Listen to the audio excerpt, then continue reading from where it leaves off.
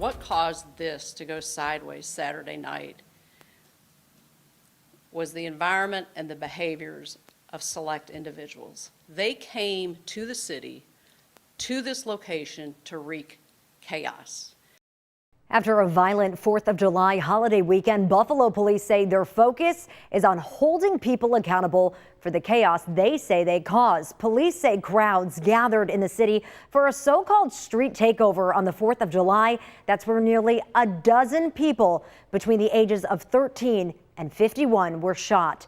Buffalo Police Commissioner Erika Shields says the chaotic evening started with several people climbing on top of an unused grain elevator over on Ohio Street. A SWAT team found one person shooting a gun from the top of that tower, we're told.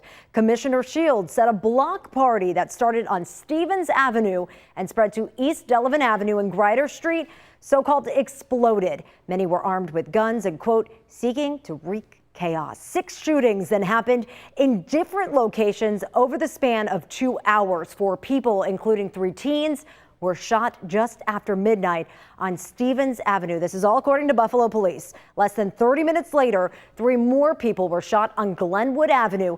The other shootings then happened on Moselle Street and Humbersh Avenue, Grider Street, and East Delavan at Norfolk Avenue. These are the areas where Buffalo police say a street party promoter organized that large gathering.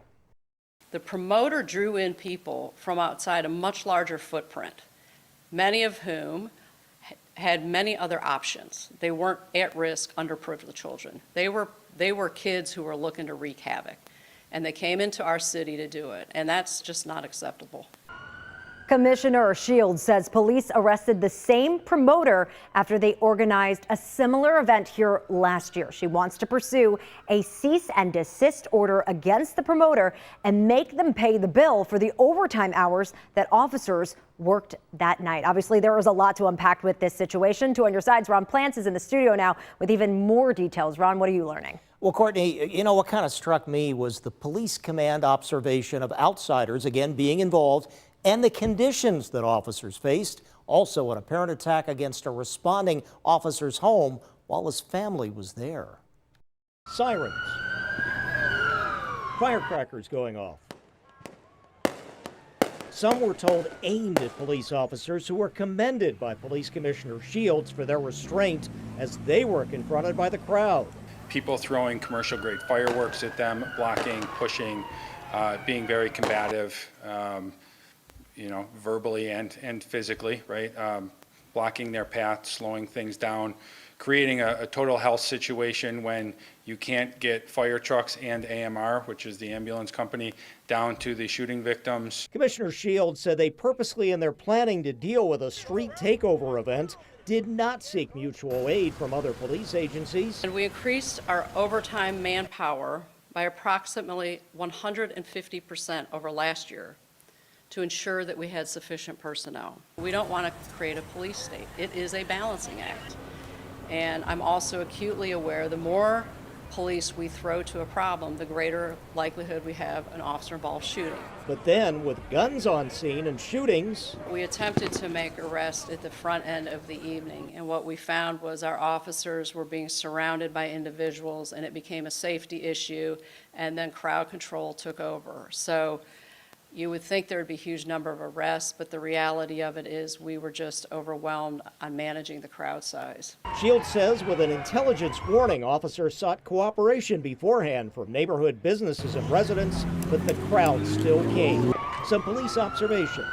People who attended this event were from other parts of Erie County. It wasn't just the underserved. They were from areas of Lancaster. There were a lot of kids that actually came in Ubers.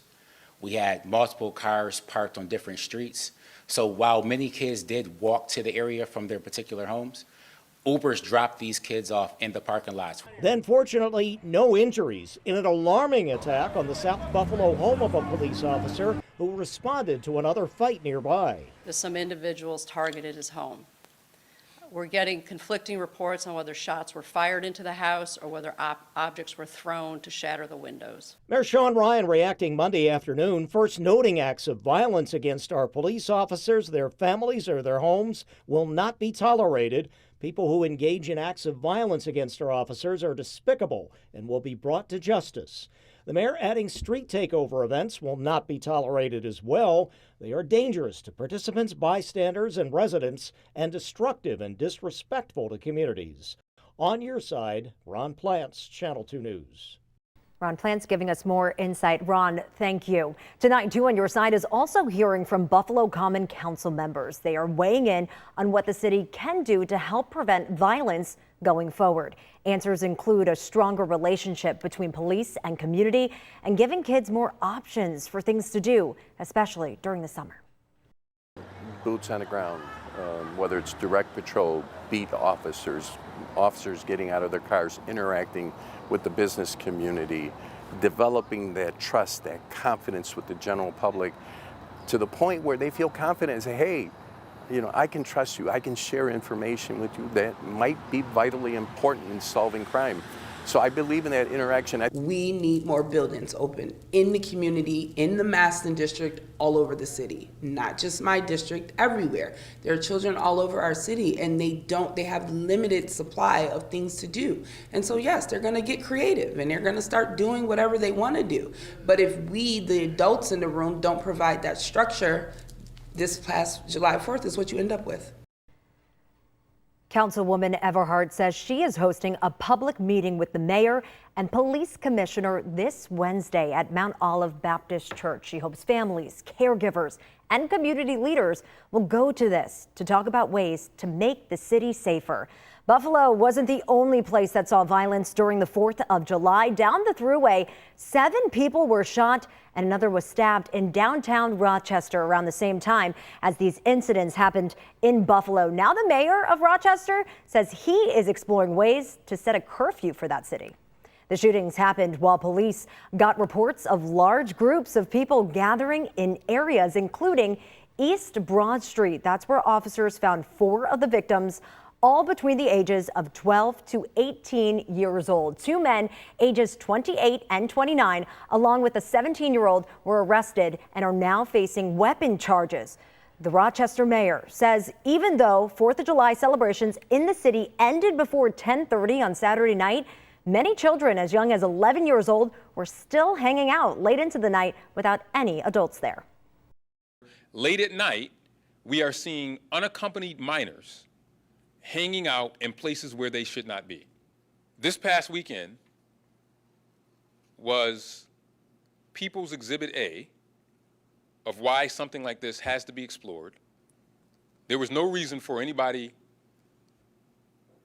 under the age of 18, or I would even say under the age of 21, to be out at almost 1 o'clock in the morning after everything had just about ended. You're not old enough to get into bars. Things are closed. These kids should have been at home playing Roblox. Buffalo Police Commissioner Erika Shields commenting on the possibility of our city having a curfew. She said that would be up to the mayor and the Common Council to decide.